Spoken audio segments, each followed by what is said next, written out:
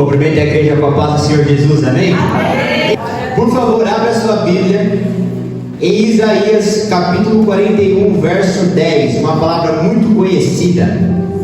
Isaías capítulo 41, o verso é o verso número 10.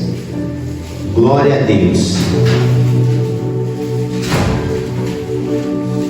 Isaías 41, 10 diz assim a palavra do Senhor: não temas, porque eu sou contigo. Não te assombres, porque eu sou o teu Deus. Eu te fortaleço e te ajudo e te sustento com a minha destra fiel. Amém? Pode tomar o seu lugar em nome de Jesus.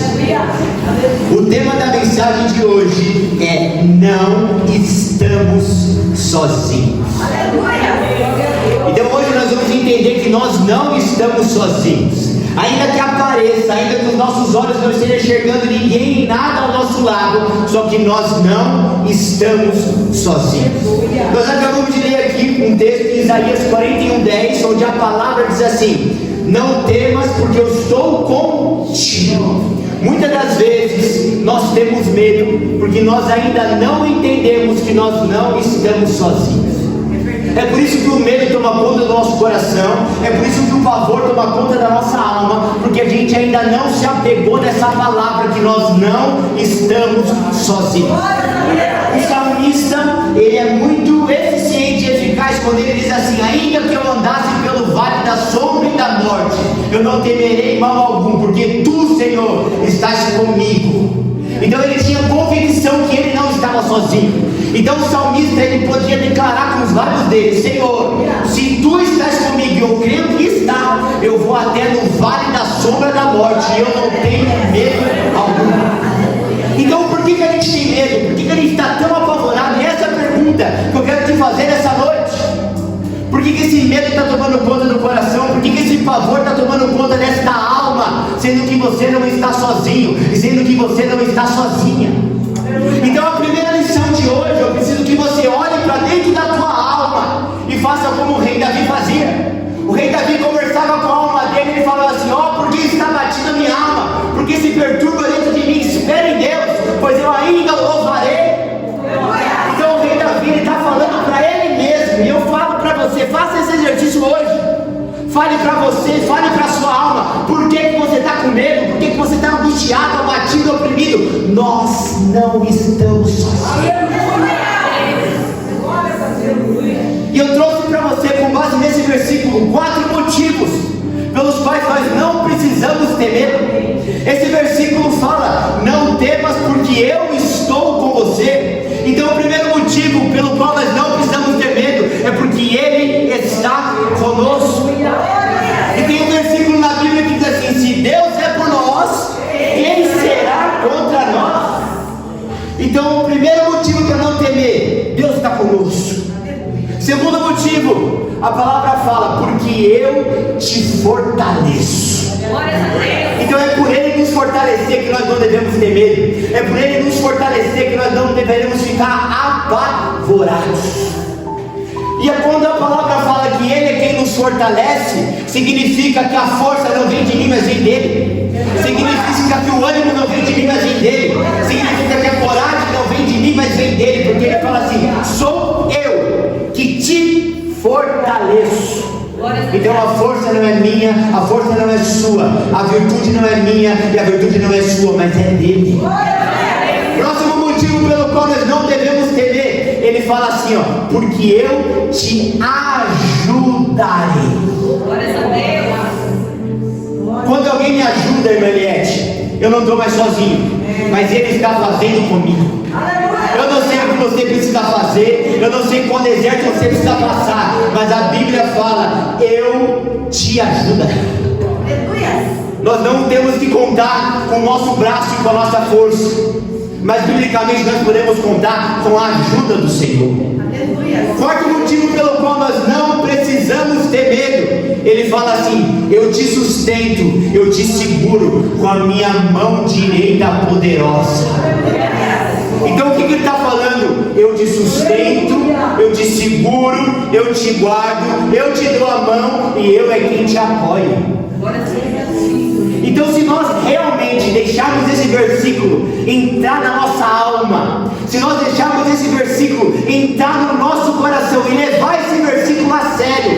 sendo uma realidade, o medo vai pegar a malinha dele e vai embora.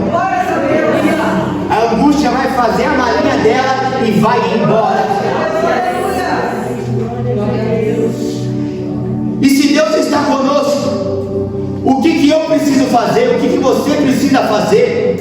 Em Josué capítulo 1, verso 9 diz assim: não fui eu que te ordenei, seja forte e corajoso. Não se apavore nem se desanime, porque o Senhor estará com você por onde você andar.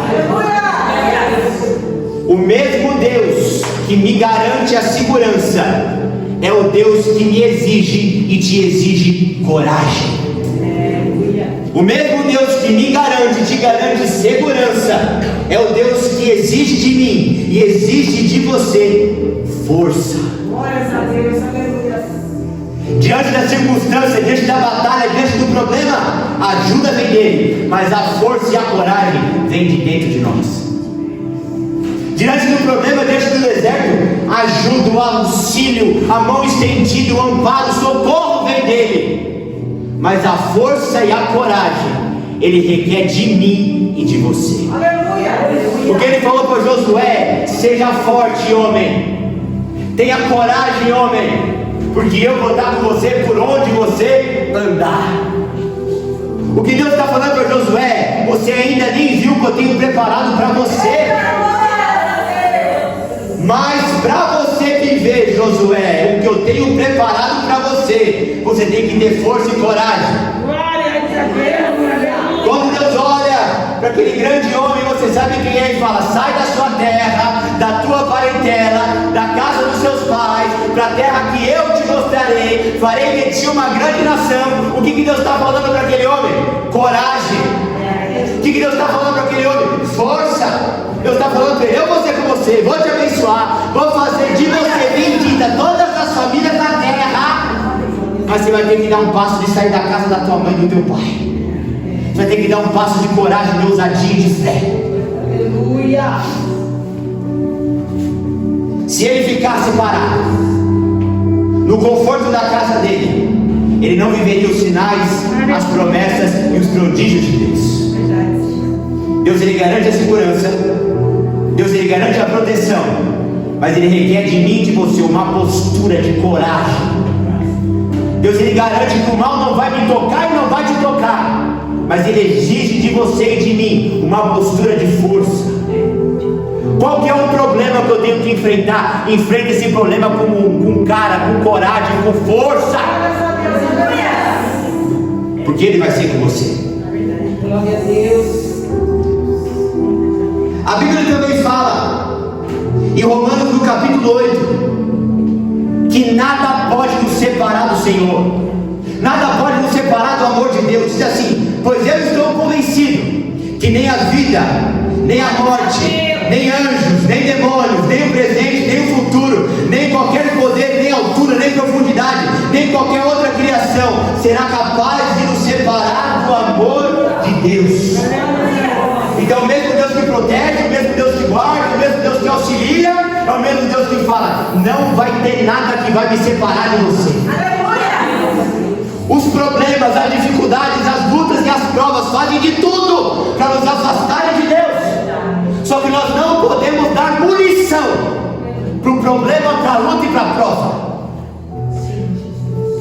Única pessoa que pode te afastar de Deus é você. Aleluia. A Bíblia está falando aqui: nem principado, nem potestade, nem nada poderá nos separar do amor de Deus.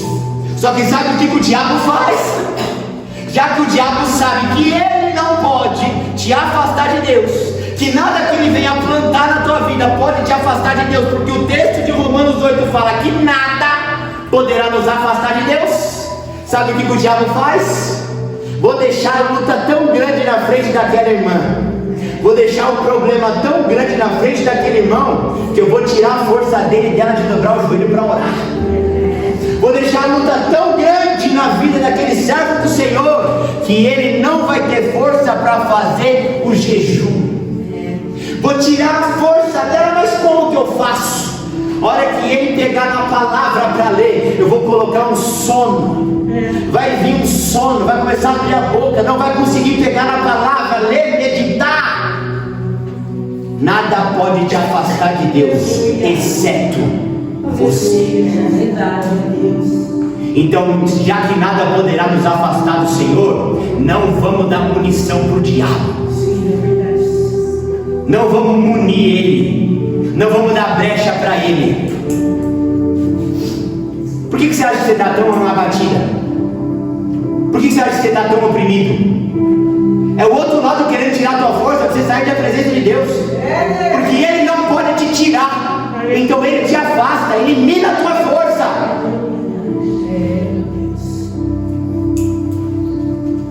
Não dá munição para ele. Lembra do que o Senhor falou? Força, coragem, seja forte e corajoso.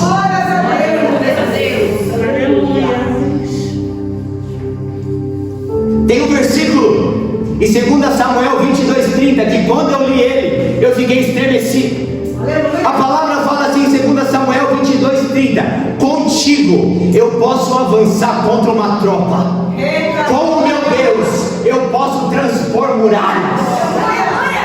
O que o texto está falando? Contigo, Senhor, eu posso avançar sobre uma tropa.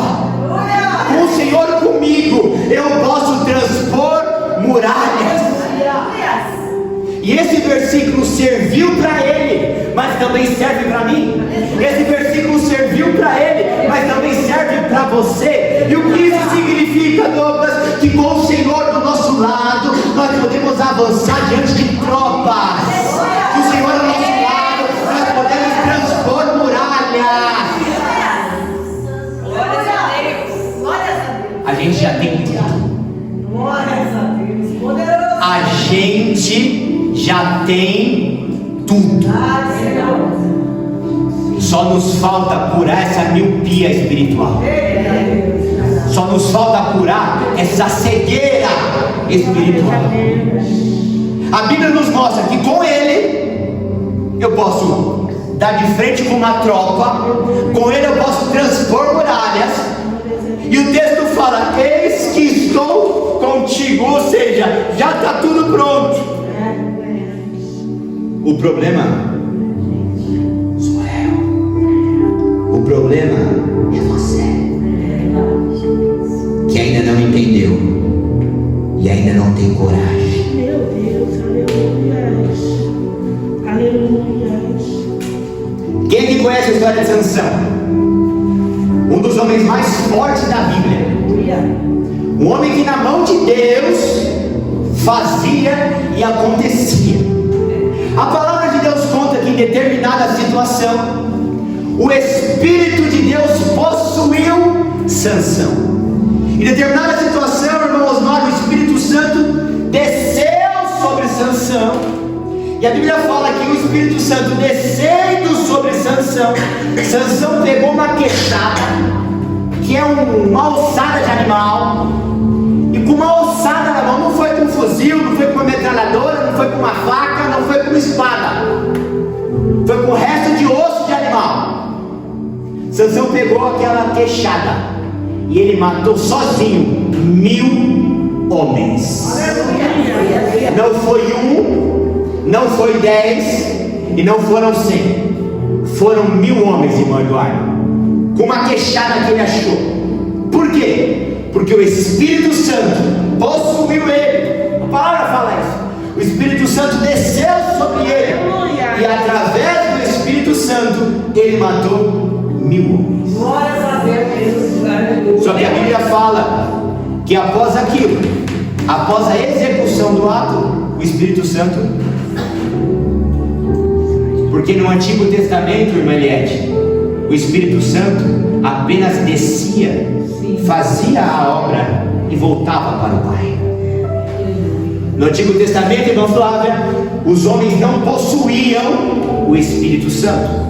Os homens apenas experimentavam o Espírito Santo.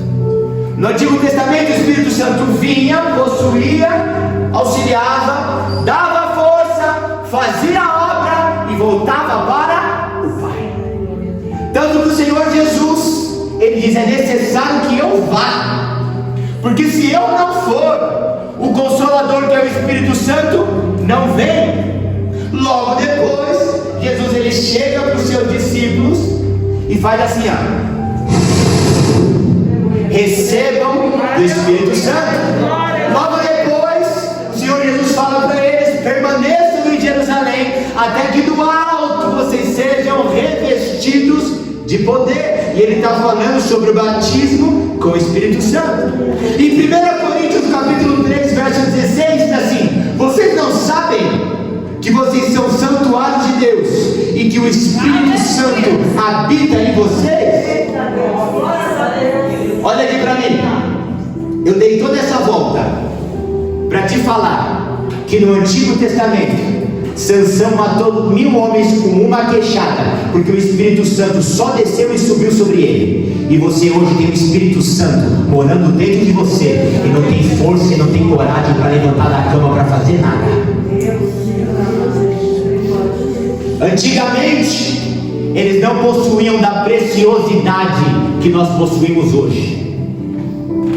Eu creio que naquele grande dia, na glória do reino de Deus, nós vamos chegar para Sansão e vamos perguntar para ele: Sansão, como foi o Espírito Santo se apoderar de você e através disso você matar 1000 homens com uma queixada? Ele vai responder, e depois ele pode perguntar para mim: e você, Douglas, como foi tendo o Espírito Santo habitando em você 24 horas por dia? Douglas, se em um dia, quando ele desceu sobre mim, eu matei 1000 homens com uma queixada, o que você fez com 15, 20, 30 anos, onde ele habitava dentro de você? Nós possuímos e temos acesso a um poder sobrenatural que os antepassados não tinham acesso. Nós temos acesso a um relacionamento sobrenatural que os antigos não tinham acesso, que é a presença do Espírito Santo de Deus. E se eles, com um pouco da visita, faziam o que faziam, significa que nós estamos dando vexame, tendo porção dobrada e não fazendo nada com aquilo que nós temos. Se eles somente com uma pequena dosagem do Espírito Santo de Deus viviam sinais, prodígios, maravilhas, eram usados, nós com a nossa botija cheia e transbordando, estamos dando o maior vexame espiritual, porque antes ele só visitava, hoje ele mora. Antes ele só visitava, hoje ele habita. Antes ele só vinha de passagem, hoje ele faz morada.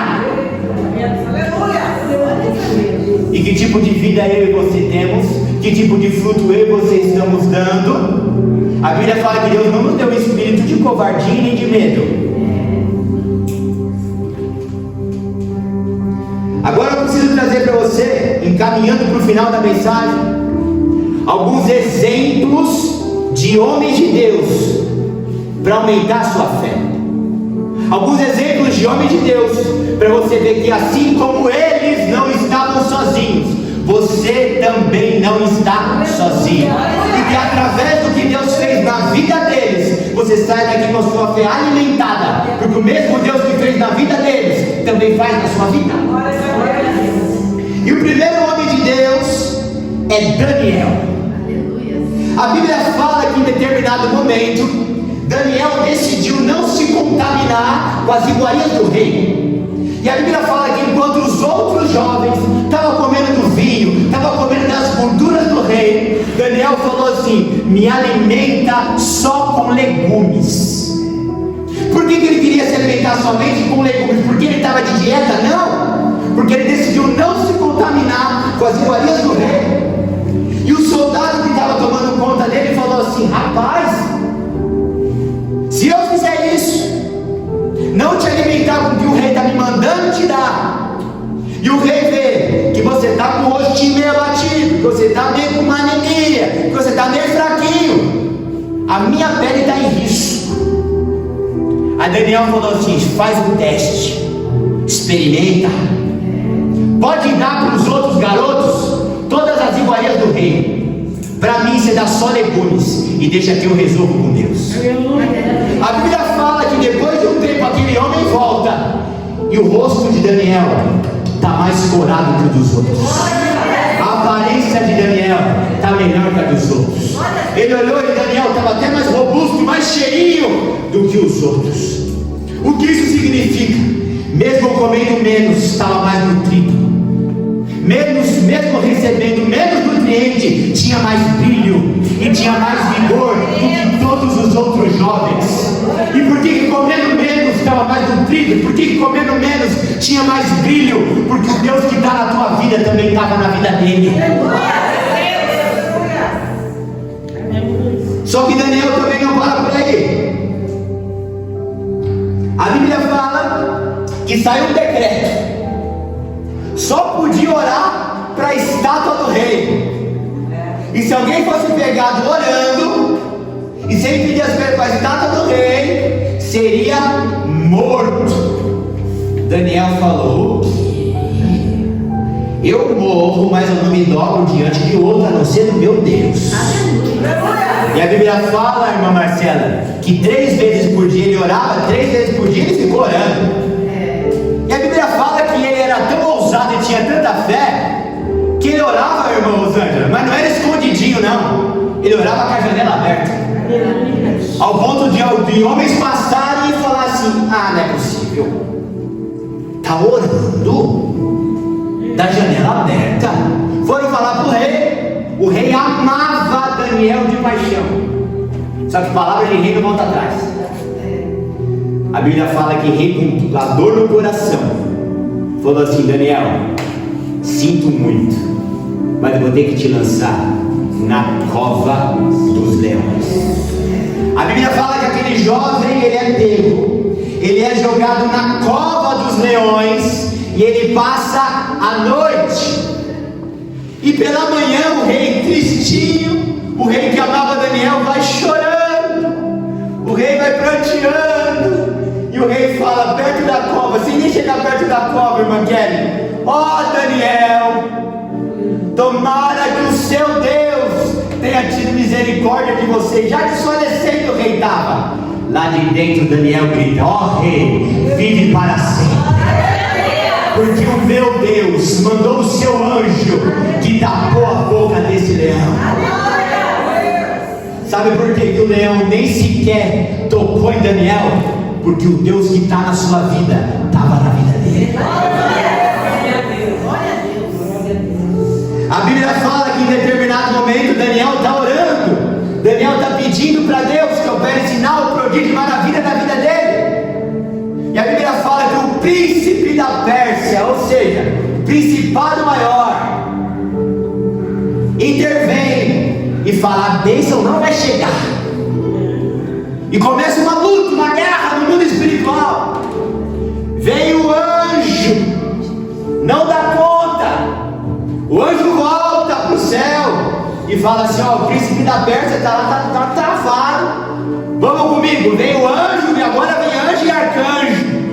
Vem anjo, arcanjo, acaba com tudo e traz a bênção para ele. Sabe por que mesmo com imposição do maior principado, Daniel teve a vitória dele, teve a bênção dele? Porque o mesmo Deus que está na sua vida também estava na vida de Daniel. A Bíblia fala sobre a história de Sadraque, Mesaque e Abednego, que eram super amigos de Daniel. Eles também não se dobraram diante da estátua do rei. Só que como eles tinham que fazer algo para matar aquele jovem, o que eles fizeram? A Bíblia fala que foi mandado aquecer uma fornalha de fogo, e foi colocado porção dobrada naquela fornalha, ao ponto dos homens que estavam preparando aquela fornalha morreram queimados. Aí pegaram Sadraque, Mesaque e Abednego, jogaram eles dentro da fornalha. Vamos ver queimar. Daqui a pouco o rei, desesperado, fala assim: gente, eu acho que vocês cometeram um erro. Por quê? Eram 3 para ser jogado lá, e eu estou enxergando um 4. E o rei fala: por acaso não jogaram 3 homens amarrados? Eu estou vendo 4 homens andando livremente. E sabe o que o rei fala com seus próprios lábios? E o um quarto é semelhante ao Filho do Homem. Deus poupou aqueles 3 jovens de serem lançados no fogo? Não. Assim como Deus não vai te poupar de passar pela luta e pela prova. No entanto, Deus falou: eu vou entrar na fornalha junto. Eu vou entrar no fogo junto. E a Bíblia fala que o fogo não queimou eles, e a roupa deles nem sequer ficou cheirando fumaça. Porque o Deus que estava com eles é o Deus que está na sua vida. Irmãos, são tantas histórias. As muralhas de Jericó, com um grito, vieram ao chão. E por quê? Porque o Deus que está na sua vida estava com eles. A Bíblia fala que Sansão, ele foi amarrado. Só que o Espírito Santo encheu aquele homem com tanta presença, que aquilo que estava amarrando ele se fez como nada. E por quê? Porque o Senhor que está na sua vida estava na vida dele. A Bíblia fala sobre Noé, no meio daquelas águas, no meio daquela inundação, teve salvação para ele, teve arca para ele, e teve arca para a família dele. E por quê? Porque o Deus que está na sua vida estava na vida dele. A palavra também fala sobre o Mar Vermelho. O povo está de frente para o mar, os inimigos perseguindo o povo. A Bíblia fala que Deus abre o mar para o povo dele, o povo passa com os pés em seco, com os inimigos atrás perseguindo. Deus fez com que a perseguição parasse? Não. Deus fez com que a perseguição continuasse. Só que Deus estava com eles. O mar abre para israelita, mas o mar fecha para egípcio. A Bíblia também fala sobre Eliseu. A Bíblia fala que Eliseu ele estava trabalhando com alguns outros homens, e um dos homens que estava trabalhando com ele estava com um martelo emprestado. E a Bíblia fala que aquele martelo caiu no meio da água, não dava para pegar, tinha perdido, tinha tomado um baita de um prejuízo. Eliseu pega uma madeira, corta, irmão Flávio, fala assim: onde que é que caiu o martelo? Foi ali. Eliseu joga a madeirinha na água, o martelo flutua. Eliseu fala: pega e devolve. Sabe por quê? Porque o Deus que está na tua vida estava na vida de Eliseu. Sabe o que a Bíblia também fala? Que em determinado momento Eliseu ele é cercado por um exército contrário. A Bíblia fala que Eliseu estava cercado do exército contrário contra ele, para matar ele. Sabe como ele estava? Tranquilão na tenda. Aí o texto fala que um jovem que trabalhava para ele olhou aquele exército, ficou desesperado, correu e falou: Eliseu, pelo amor de Deus, estamos cercados. Sabe o que Eliseu falou? Ó Senhor, abre os olhos desse jovem, para que ele enxergue que maiores são os que estão conosco do que contra nós. A Bíblia fala que naquele momento os olhos daquele jovem foram abertos, e ele olhou, e a colina estava cheia de carros e cavalos de fogo, enquanto os homens estavam vindo com espada, protegendo eles, tinham cavaleiros e cavalos de fogo. E por quê? Porque o mesmo Deus que está na tua vida estava na vida de Eliseu.